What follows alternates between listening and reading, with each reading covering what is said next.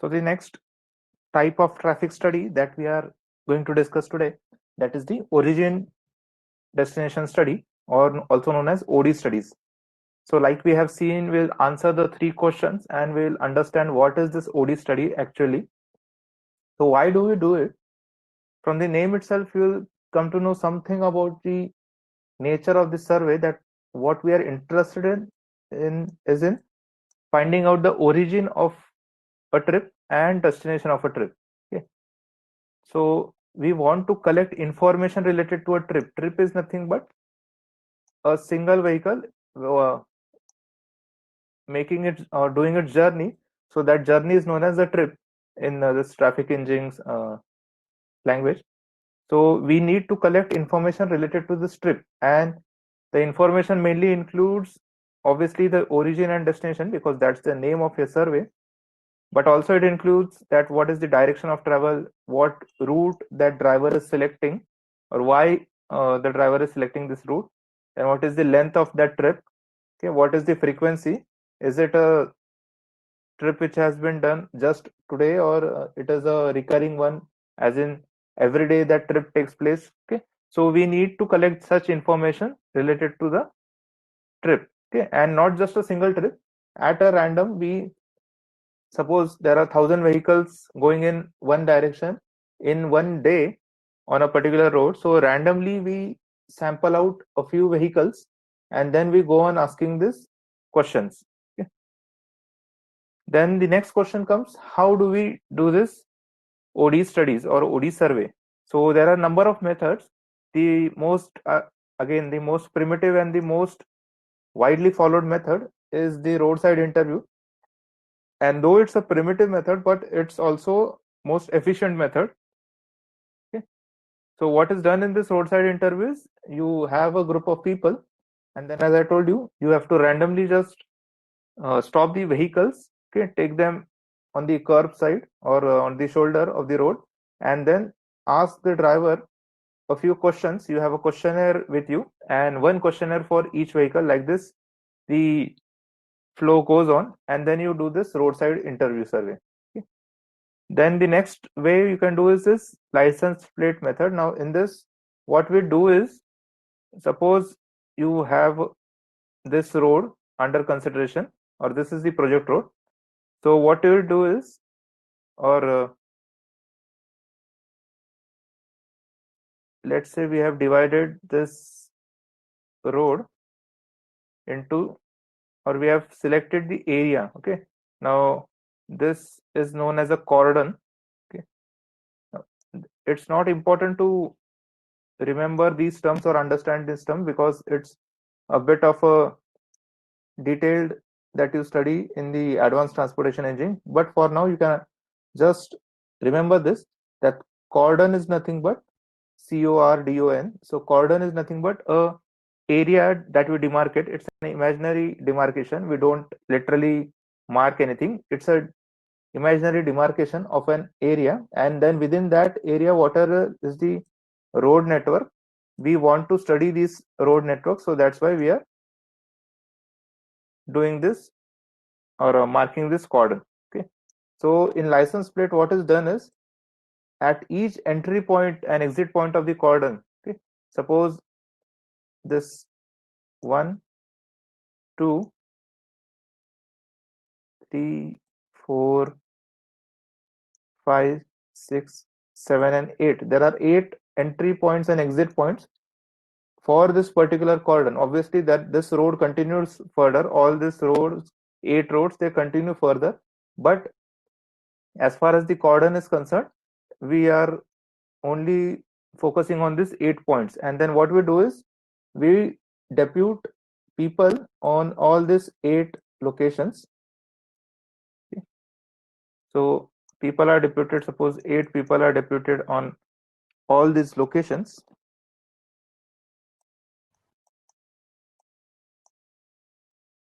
And what they will do is, they will go on recording the license plate of that vehicle. License plate as in whatever is the registration plate or number plate that we say. So they go on recording each and every one.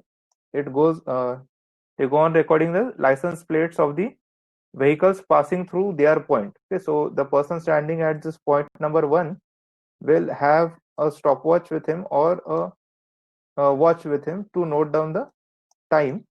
Okay, and for a particular time interval, suppose for 15 minutes or 1 hour, how many number of or how many vehicles are passing. We are not interested in number, but we are interested in the number plate, okay, or license plate of that vehicle.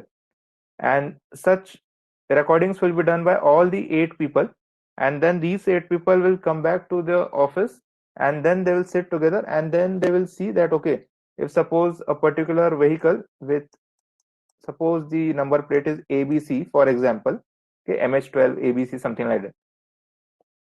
So if the person at this location number 1 has the entry of this vehicle in his data sheet, okay, suppose at 10 a.m., and then the person at this location number 6 is also having the entry of this ABC vehicle, but it is having the entry at suppose 10:45.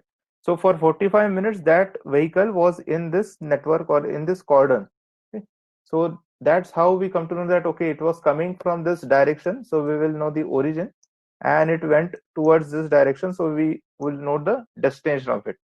Okay, so this is the way we do the OD survey using license plate method. Then the third one is return postcard. Now it is also similar to this license plate. What is done is, again, at all these cordon points, 1, 2, 3, 4 to 8 cordon points, people are standing, but this time they don't record any license plate, but what they do is they hand over a postcard. You have seen a postcard. So just like that, you have a postcard, but on that postcard, questions are written. Okay, so the ones which we were going to ask in this road interview survey, so the same questions are written over here in the postcard, and that postcard or those postcards are distributed to the vehicles which are passing that particular point. Okay, point 1 to 8, whichever point it is, and then at entry point they will be given this, and wherever they exit, okay, suppose this vehicle again from point number 1, this vehicle is entering ABC, and it is now leaving the cordon at this location number 5. Okay, that same vehicle ABC.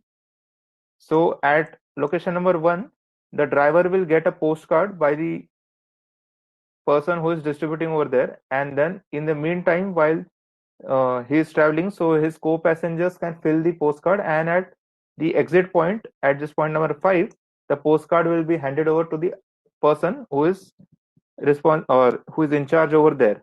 Okay, so that's how the return postcard method is done. Now in this, the disadvantage obviously you can say is that if suppose just one person is traveling, so that person has to stop his vehicle aside somewhere in between, fill that postcard, and then give it back. Or even many of the time it happens that lot of postcards go missing, okay, because people just don't give them back, or if they give them back, they'll not fill it properly. So it's, you can't just force everyone to fill it, because if you do that, you will be creating a lot of traffic congestion on that road or on that particular point. So that's why it's not that suitable. Then you have a tag on car method. Now this tag on car, it is a bit sophisticated method. It uses some tags or sensors, just like you have a fast tag or RFID tags on your vehicles nowadays for the toll collection system. So such tags are attached, or they're distributed, or they are attached to each vehicle which is passing a particular point. Again, consider this cordon system. Okay, so if that vehicle is passing or entering the network through this point 3, so a tag will be attached on that car, and by the time it leaves, suppose at this point number 8, so that tag will be detected, and then the origin and destination details will be collected. Okay, and the last one is home interview survey. In this, you don't actually go to the road and stop the vehicles, but you go to the home, individual houses of the people, and you ask the same questions which were there in the roadside interview survey, but in a bit detailed manner, because then you have to ask that which vehicle travels for what duration, what is the frequency, and all that thing. Okay, so this is how you can do the OD survey. And you can use any one of this method. In India, the most suitable or the most used method is this roadside interview survey. Okay. And if I ask you, or if you ask, where do we use it? What do we do with this OD data? So we use it in all these scenarios. So mainly we require this OD survey data for traffic projections. Now I have discussed this traffic projection in the previous type of survey also, in the classified traffic volume count. So whatever is the base traffic, you can't just take that base traffic. You need to project it for future years, design years. So in that you need this OD survey. Okay. Then the design line diagram, again this we have seen in our first unit. So I'll not go into detail of it again. What's a design line diagram? You can just go back and see the video. Then decision of providing preferential routes including bypass. So when we do this roadside interview survey or any questionnaire survey, so in that we ask the drivers, specifically of the heavy vehicles, because heavy vehicles are the ones which don't need more stoppages in between. They just have to go from A to B, and there is a very less need to stop in between. So for them, we ask the question whether would you prefer to have a bypass for this road or all such kind of things. So from that you will be able to make a decision that okay, so many percent of people are saying that they need a bypass. So that will also be one deciding parameter. Okay. Then again, planning a public transportation system. So mainly the bus network, if you have to establish for a newly developed area or even a local railway network or metro network. So before actually designing it, you have to do this OD survey, okay, asking the questions that if we provide a bus service or a metro service in this area, what would be your choice of mode? Okay. Like that kind of questions are there. And then obviously in deciding adequacy of existing roads and planning new routes. So in that also you need the OD data. Now I'll just quickly, in a few minutes, I'll show you again the data or this how we did this OD survey for the Satna Shankargarh road that we have been discussing.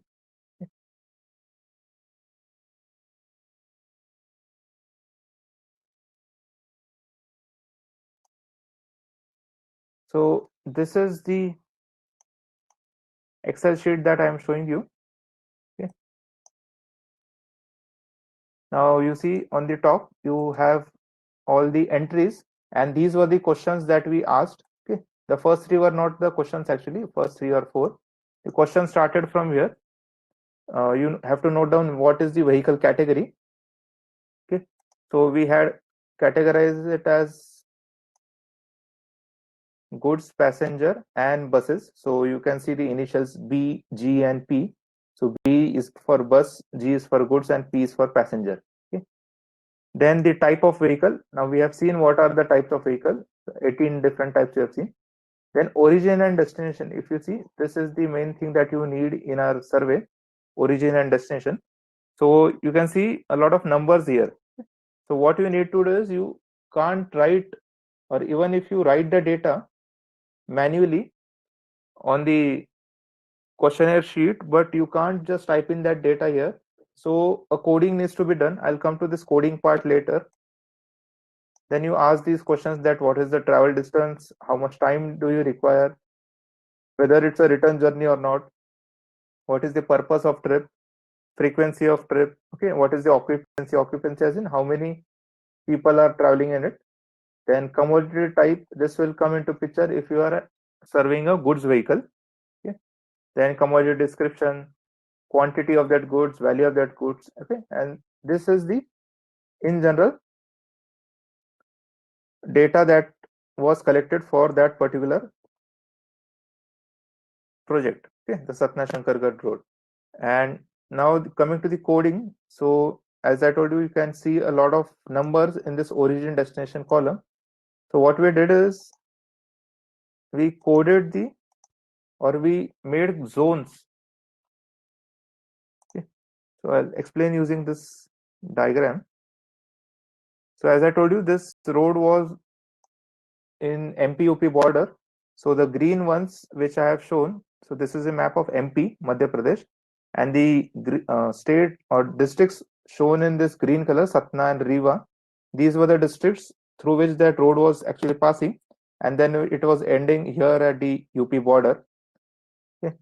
So what you have to do is you have to divide the project districts into different zones, as in from which zone the vehicles will be coming to your project road. Okay. And obviously the road will not only utilized by the vehicles within the district but also outside the district. So all this red and blue color what you see, so these are districts other than your project district. So here in the legend if you see, so the green ones were the project districts, the red ones are individual districts as a zone, because we had seen that from this individual districts also a lot of traffic is coming on our road. And then the blue ones are grouped one because from these districts the traffic was very less as compared to the districts which are shown in red color. And this is just for MP. So in same way, as it was near to a national highway, so there was traffic which was coming from all the different parts of India. Okay. But not a heavy traffic on our project road. It was coming on the influence corridor, but for on our project road, a very less traffic was coming from other parts of India. So we had grouped them as well as Eastern India, Northeastern India, West, North, and South. Okay. And then for this project or for this road, we had came up with, I guess, around 60 or something. Yeah, we had divided whole country into 66 zones. Okay, the last one was South India. And if you see the majority zones, they were within the district itself. Like the zone number 1 was the actual Satna city and the different areas within Satna itself. Okay. Then these were some other places within the district itself. Okay. And then we moved on to other districts from, I guess, zone number 20. Yeah, from zone number 34, we moved on to another districts. So this is the way you do the zoning, and once you do the zoning, then you are in a position to allot this codes to the origin and destination. Okay. So this is done, and then a matrix is prepared, which is also known as the OD matrix. Okay. So again, if I zoom here now, as I told you, we had divided the whole country into 66 zones that we were expecting vehicle traffic from 66 zones to our project road. Okay. Maybe not a continuous one, but a little one or two vehicles here from the farthest end of the country. So you have to create a matrix. Now, till now you have studied matrices, a 2 by 2 matrix, 3 by 3 matrix, 4 by 4 matrix, or if you are studying that system approach subject, you might be also dealing with some bigger matrices. But here, if you see, it was a 66 by 66 matrix, okay, 66 columns and 66 rows. So it's obviously almost impossible to do the calculations manually. So you need to do it in Excel or any other software you can use. We had used Excel, and then whatever numbers you see here, those are the trips. Okay.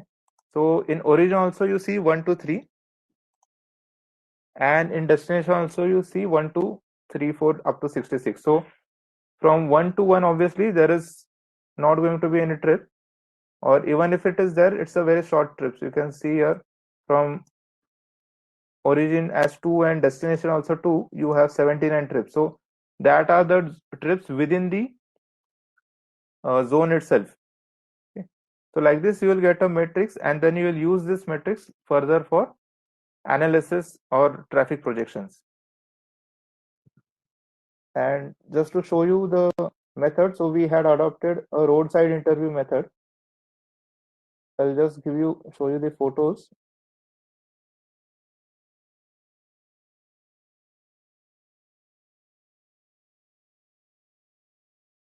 Yeah. So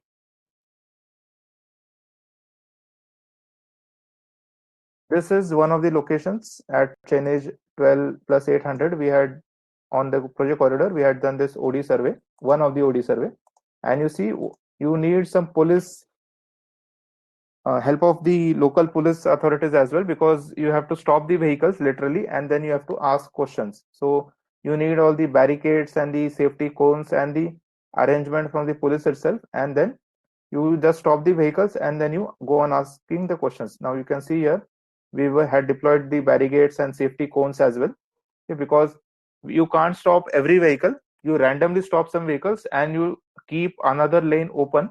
So it was a very small road, 2-lane road, so we had kept only one lane for the use of other vehicles. Okay. You can see here. So in this way you can randomly just do this questionnaire survey and then you can come up with the required OD data. So that's all with the OD survey or origin destination survey. Next you have spot speed studies. Now again, from the name itself, now you are acquainted with this spot speed. What is a spot speed? It's nothing but the instantaneous speed at a particular location, okay, during a particular time interval. So you have to record that, and why we need to record it? To obviously find that instantaneous speed of each vehicle. And how we do it? So I had told you initially also in one of the discussion of this unit itself that mainly we use this radar speed meter or radar guns, it is known. I'll show you the pictures in the next slide.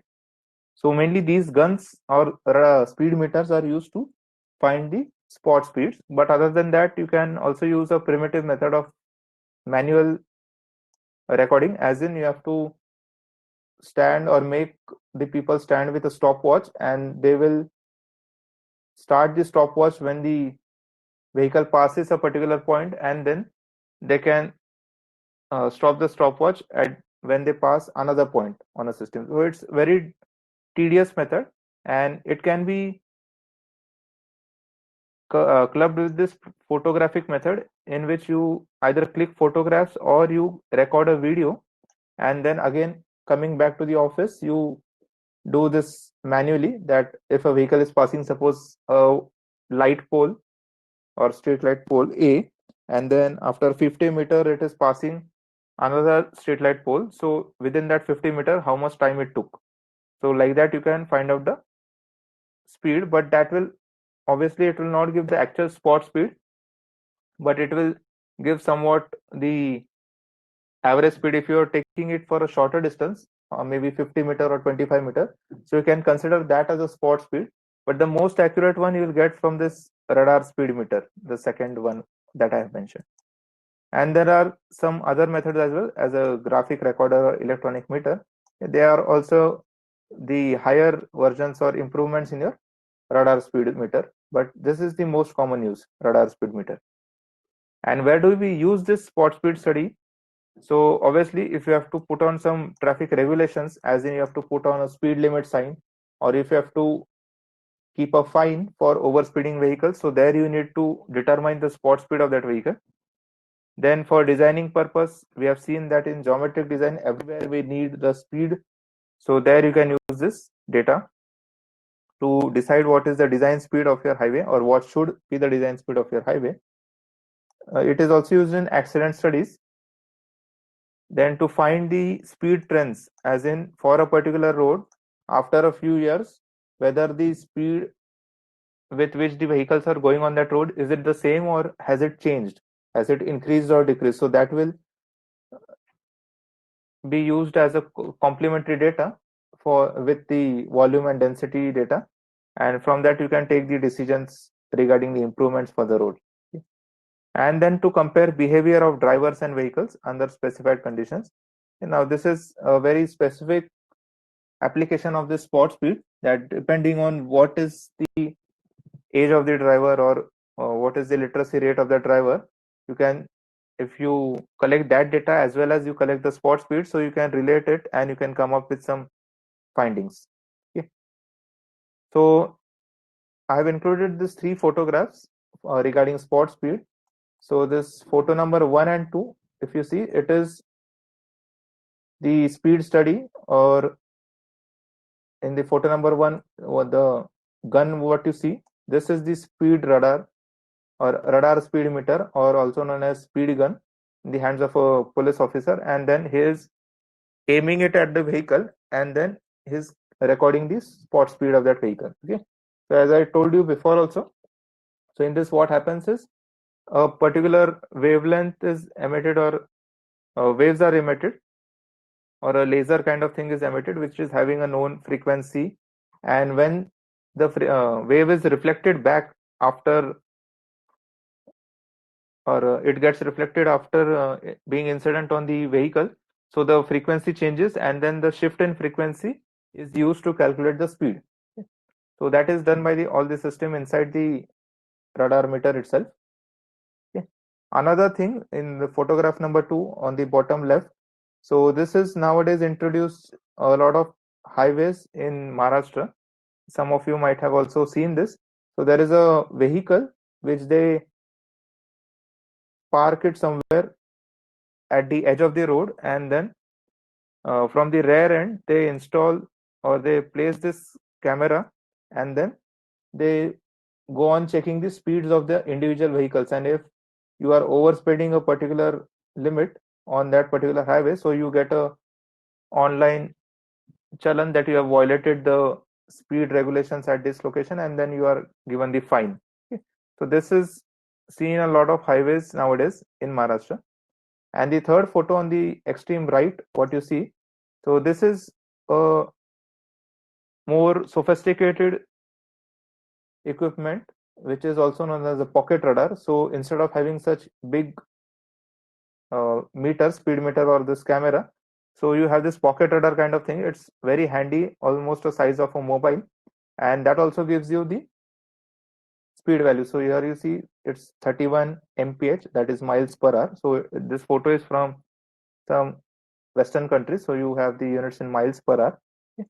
And then this working is same, that you project it or you aim it towards the vehicle you want to find the speed, and then you just hit the button which will emit the laser beam, and then it will give you the speed value. So this is how you do the spot speed studies. Then next type of study that we have is speed and delay study. So in this, from the name itself, you will guess that what we do is we are interested in finding out what is the speed of the stream and what is the delay that you encounter. Okay.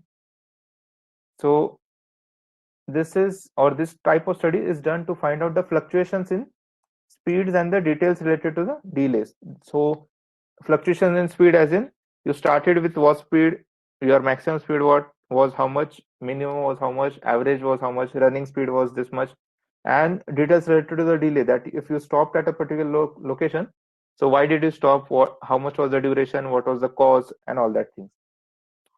So you do this study by one of these three methods, and again the most preferred one is this one, the floating car method. You'll study this in detail if you opt for advanced transportation engineering or masters in transportation.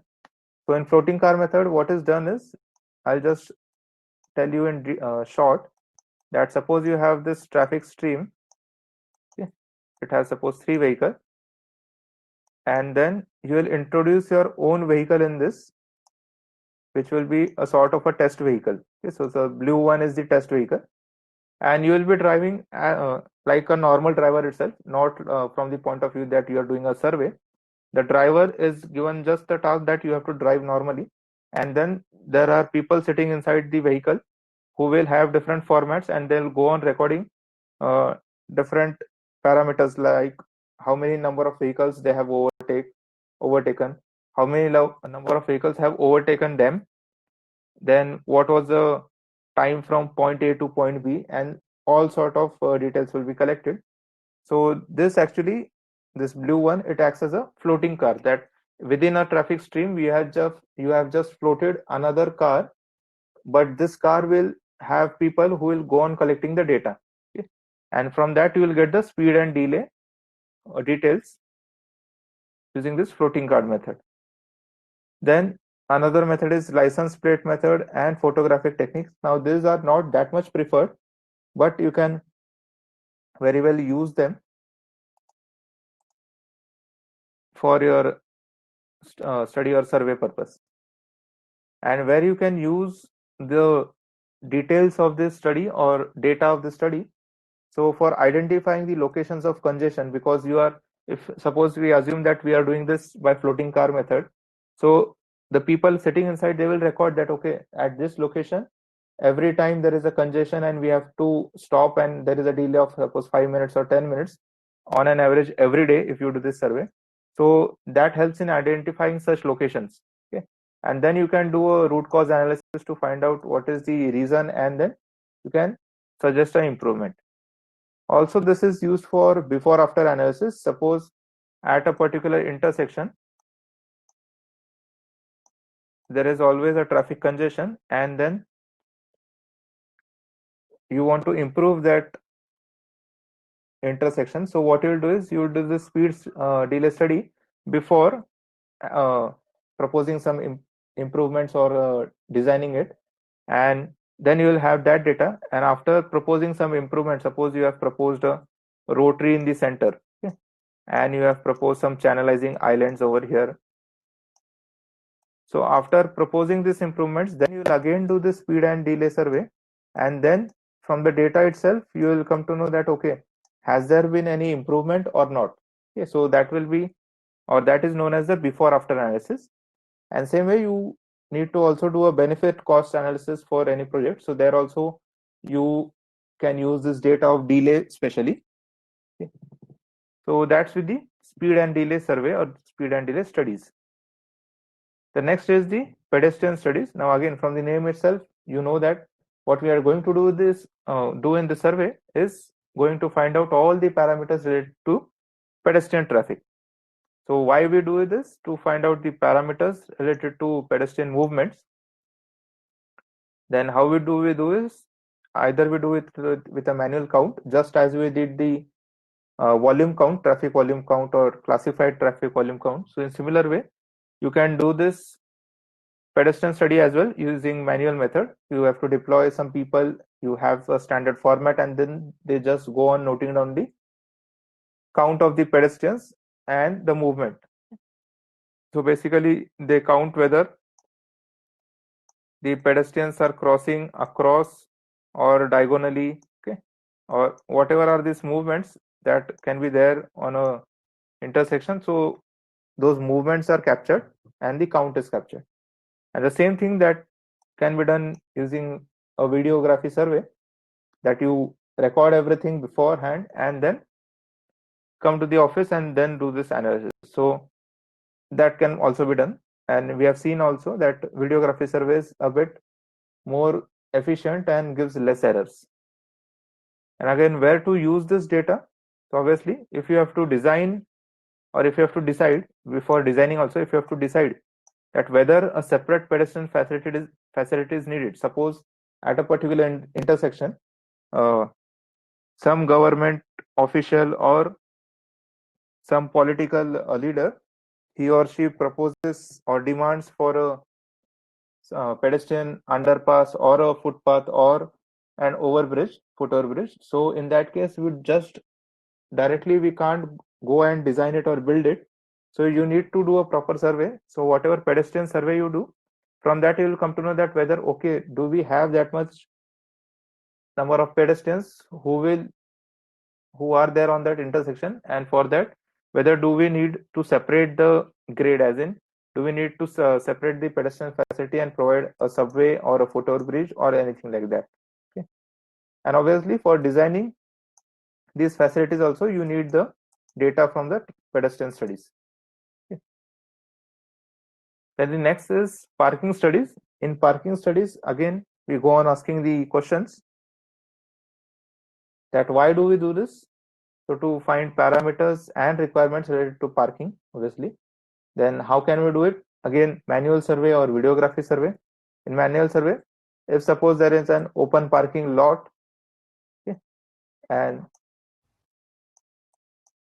okay, suppose these are the parking slots. So you deploy some people again over here we will go on recording that, okay, how many vehicles are coming into this parking lot, what is the timing of that vehicle, for how much time they are parked over there. Okay. So all this detail will be recorded by the people or the personnel who is deployed over there. And again, the same you can do it through a videography as well. You can record it and then you can analyze it later. And where to use it? To come up with some solution. If this parking, suppose it is or the parking space is a bit less and you are getting a demand that you need a bigger parking lot over there. So in that case, you can first analyze this, do the study, and then you will come to know that, okay, what is the demand which you need to cater, the exceeding demand. And likewise, you can decide what type of parking facility needs to be done, whether this on-street or parking lot is sufficient, or you need to increase its area, or you need to go with some other type of parking, that is mechanized parking or something like that. Okay. And then obviously for designing that facility, whatever you see. So in this parking facility, just a bit of detail you have here. So what all we actually go on recording in a parking survey, whether it's a manual or a videography. So whatever is the existing parking, we study its characteristics. Suppose it's an open parking lot, so what is the area, how many slots you have, or how many spaces you have. Suppose it's a mechanized parking, which is in a tower, so again the same capacity of it and all that. If it's a roadside, the same thing. Okay. So whatever may be the existing parking, whatever may be the type, you need to find its characteristics and what are the facilities. Then for additional parking space, are there any possible ways, that is there a nearby place where you have an empty land and then you can develop it into a new parking lot or that kind of thing. Then determining the actual demand, that at what timings do you have a peak demand. So maybe if you are developing a parking or you are supposed to design a parking for a city or a particular part of a city where there is a lot of shopping activity going on and there are a lot of shopping malls. So shopping malls might be having their own parking, but if it's a street kind of a shopping thing, what you have in Pimpri or Pune city, so there you need to actually find out at what duration of a day you have the varying demand and what is the maximum one, and then you can decide the demand accordingly. Okay. And then uh, again we use that data for planning and designing purpose. Okay. So there are few terms related to this parking study. The first is the parking accumulation. Now this is nothing but how much vehicles are accumulating in your parking lot or in the area where they are parking for now. So accumulation, obviously it will be number of vehicles, so it indicates the number of vehicles that are parked in each area during a specified period. So for suppose 5 hours a day or 6 hours of a day, so what is the number of vehicles which are accumulating in that parking? So that is nothing but parking accumulation. Parking duration, again from the name itself you are finding out that for how much time the vehicles are parked. So for length of time a vehicle is spending in parking space. So if there is a parking lot and if you have, suppose this 8 slots are there, but slots are parking spaces. So if a particular vehicle is being parked here, so for how much duration it is parked, or 5 minutes, 15 minutes, or hours together, or whole day. So that will depend on what is the type of parking, whether it is a parking outside a shopping area or it is a parking outside a metro station or a railway station. Okay. Then parking occupancies, number of spaces occupied in a parking lot. Okay. Now we are dealing with these spaces. So whatever are these empty spaces, here what we have is 8 spaces. So out of this 8, how much are occupied for how much duration? So that number will give you the parking occupancy. Okay. And then it is expressed as a percent of total parking spaces. So out of 8, suppose you find out that only 4 are occupied at a given duration of time. So that means the occupancy of that parking is only 50%, and then there is no need for extra parking whatsoever. And then the last thing, this is related to a paid parking, that what is the parking turnover, sorry. So this you need if you have to implement a fee on the parking. So what is done is this parking turnover, you usually calculate the number of times a parking space has been used during a day. Okay. So suppose you have a road and then you have a roadside parking, suppose. So in that roadside parking, these are all the spaces that are marked. So now this roadside parking can be for a road which is 5 kilometers long, okay, or 2-3 kilometers long. So you can have a lot of parking spaces, and then you find out that okay, which space is the most occupied. It may also happen that only a few shops on that road are such that where people come, they stop and then they shop something and then they go.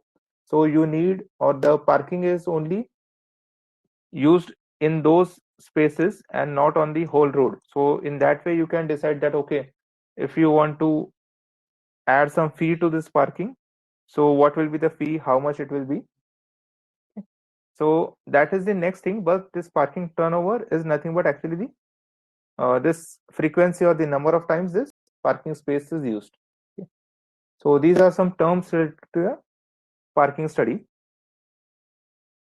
And if you have been to a city area or anywhere where you have a parking facility, so you can divide that parking facility into two types. Mainly one is the on street or the curb parking. Curb is nothing but the footpath that we say. So the on street parking is there, and by the curb parking I don't mean that you have to park on the curb or on the footpath, but adjacent to that. Okay, so that's why the name is curb parking.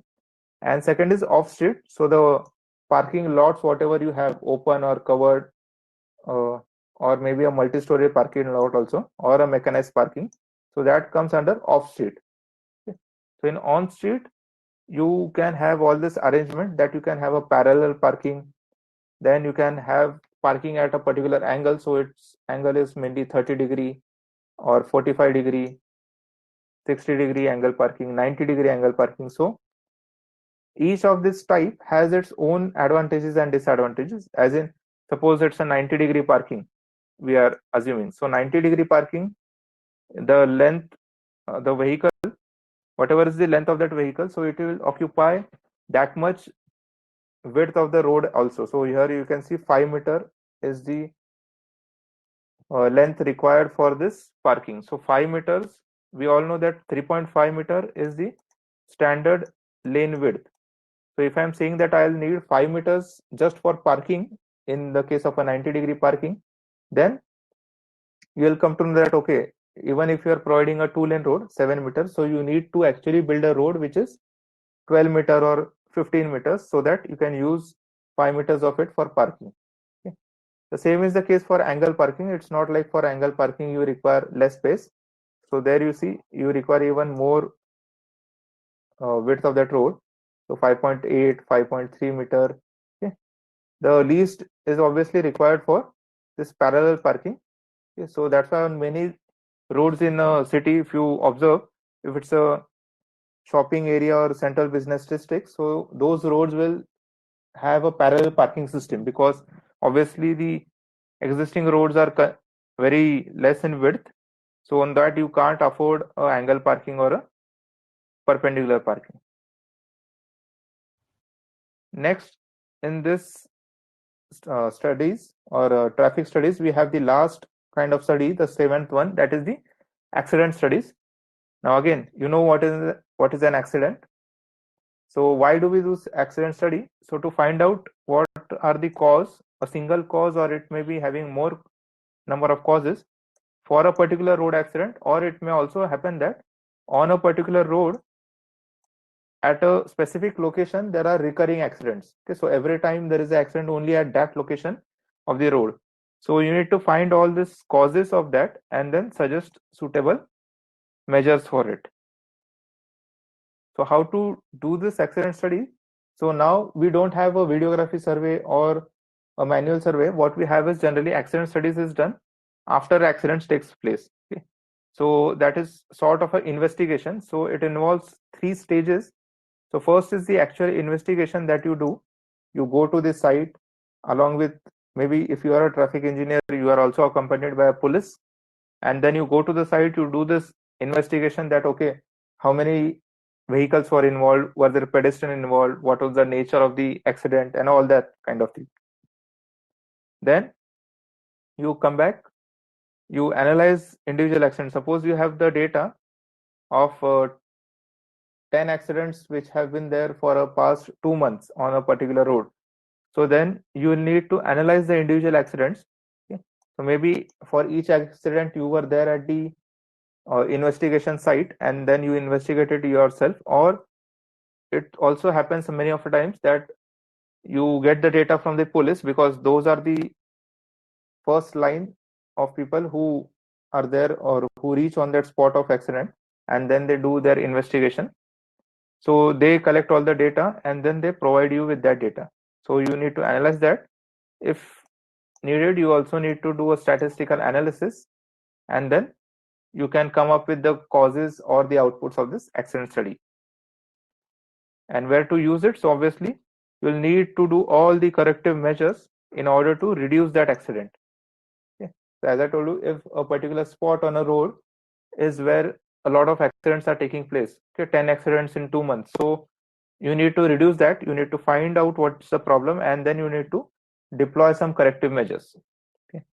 Also, if you have to evaluate whether the existing design it is safe or not, so you need to do this accident study.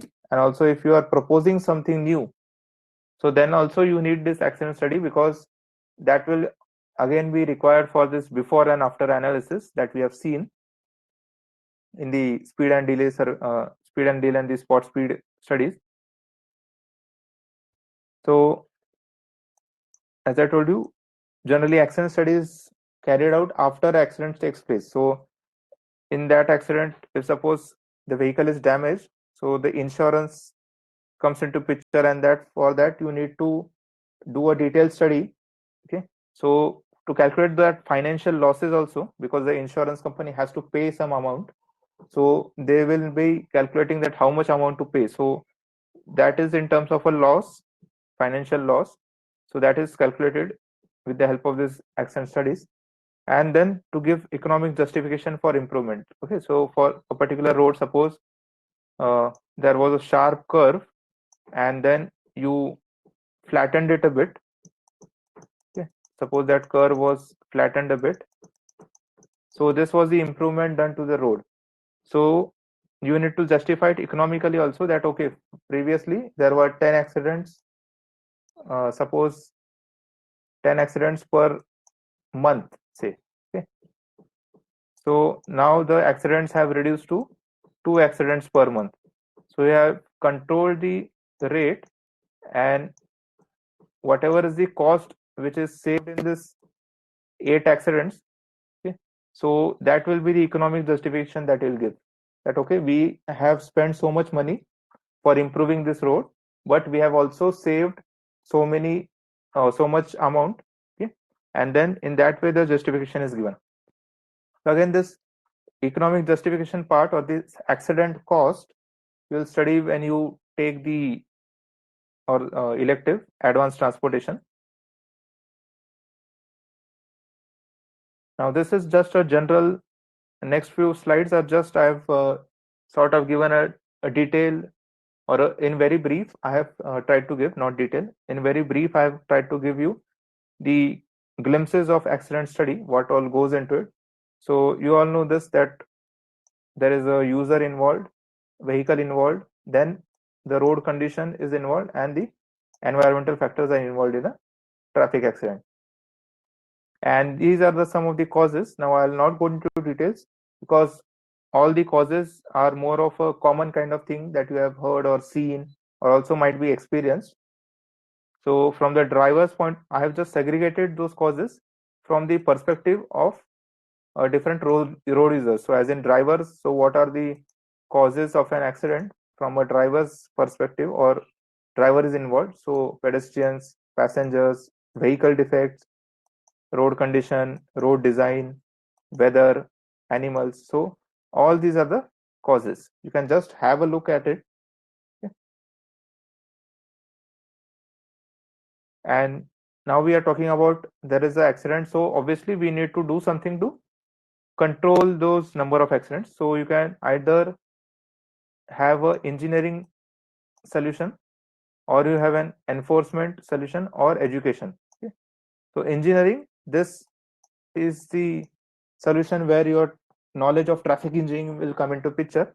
Okay, so you have to redesign something, you have to improve the geometrics of the road, or you have to come up with some other kind of solution, like if the road lighting is less, so you have to come up with that. Okay, or if surface was not good, so you have to come up with a good pavement surface. So all that thing will come under engineering measures of reducing accident. In enforcement, it is more of a job of a local regulating authority, as in the government officials and the police combined. So they will do this enforcement kind of thing, that they will put up the speed limits, and then they will check using that spot speed study or that speed radar meter. Okay, and all that things will be coming under enforcement. So speed control, traffic control, then training and supervision if required, regular medical checkups, or special precautions for commercial vehicles, because the trucks also, they are susceptible to accidents on highway, mainly during the night times or the early morning period. So in that case, you need to take some special precautions for those kinds of vehicles. Okay? And whatever is the law that you need to change or modify with respect to your accidents, that is also done in this category of measure of reducing accidents, that is the enforcement measures. And the last is education, that is just by the means of educating the students in the schools, colleges, or uh, educating the people in the community in a particular area. Okay, so by that you can reduce the accidents by creating an awareness into the minds of people. Okay, so education of road users, or the safety drives that are conducted. So these are the 3E that we say in case of accidents, that you can apply these 3E's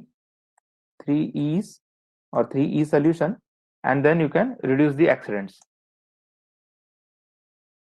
And last 2 points related to this accident study, there is something called condition diagram and collision diagram. So condition diagram is nothing but, I'll directly show you an example. So this is a typical drawing of a condition diagram. So suppose there was an accident over here, or you are analyzing accidents in this intersection. So you need to know the characteristics that at this intersection, what was there actually. So was there a footpath? Okay, were there trees on this footpath? Okay, were there crosswalks, or the zebra crossing, what we say? So were the crosswalks provided? Was there a traffic signal, or was there any signboard? Okay, so such kind of things you mark it in a condition diagram. So I have shown here in this photographs that what symbols you can use for different entities in a on a road. Okay, so whatever are the entities, it may be a building, embankment, a billboard, or a signboard. Okay, then shrubs, trees, water hydrants, street lights, utility pole, traffic sign. So all these kinds of things you have to mark it on a paper, and then you have to create a drawing of that intersection or that particular area of the road. So that is known as the condition diagram. Okay, in short, it is the condition of the road, or condition of that location where the accident is taking place. Okay, so it's a scale to the scale drawing, and whatever are the important physical conditions which might be involved in an accident, like a traffic signal or a signboard, so that might be involved in an accident, so you can show that over there. Okay. And then there is something called collision diagram. Now collision diagram is within this condition diagram itself. Now you go on adding that, okay, suppose there was an accident, so a vehicle was coming from this direction, and a vehicle was taking a turn to the right.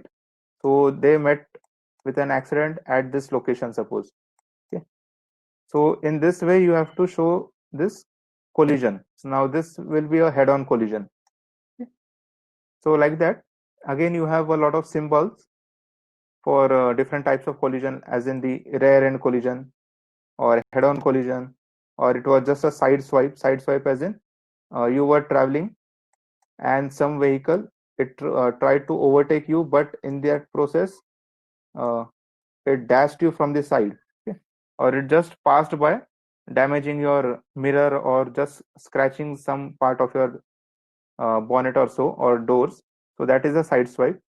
Then if it was a over speeding accident, so there was the vehicle was out of control, so in that case you use this kind of sign to show that the vehicle was out of control. Okay. So these are all the symbols that you use. I have also shown the types over here, that what you can use, which symbol you can use for which type of collision. So head-on collision, rear-end collision, the side swipe, the right angle collision, or right turn collision. Okay. So I have tried to show you two different collision diagrams. Okay. They might not be clear, but this one is pretty much more clear than the previous one. So both are collision diagrams.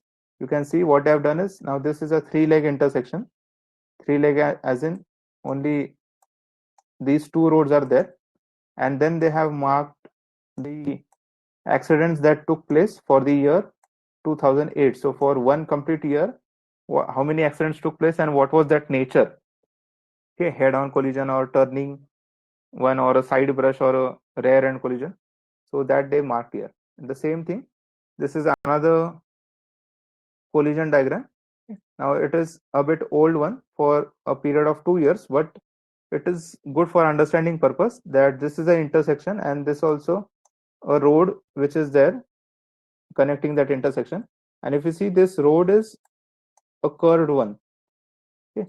Now this diagram, it is taken from a city in Germany. So they have a right hand drive. So you can see this is, or concentrate on this area or this part of the road. So almost in this 2 year span, many of the accidents were there. And if you see the symbol they have used is this one, and this symbol is for vehicle going out of control. Okay. So there is some problem with the geometrics here, that every time the vehicle, it goes out of control and then it dashes the trees. So mostly there are trees over here on the side of the road. Okay. So it dashes into the tree and then there is an accident. So from such collision diagram, then you will come to know that, okay, this is the issue, then you need to do something about this curve. Or if you can't do something about the curve, then you need to put some regulation or some speed limit or maybe some barrier, so that the car, it doesn't dashes to the tree, but it will crash on the barrier. Okay. But your main aim will be to avoid that crash itself. So in this way, you can use the collision diagram to do the accident study and also to suggest some preventive measures. So that's all with the different kinds of traffic engineering studies.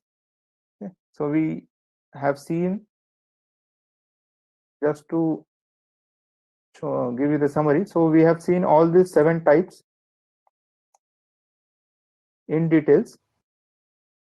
Okay. All the 7 types we have seen in details, and now it's up to you. Whatever is the extra reading, you can do it from the textbook of yours of Khanna Justo. So all the 7 types are given in detail. You might not need to go that much in detail, so that's why I've given the summary in this kind of thing. So even if you study this slide, it will be, or you will be getting a fair idea that what to write in the exam or what is actually this traffic study. Okay. So that's all for today. We'll stop here.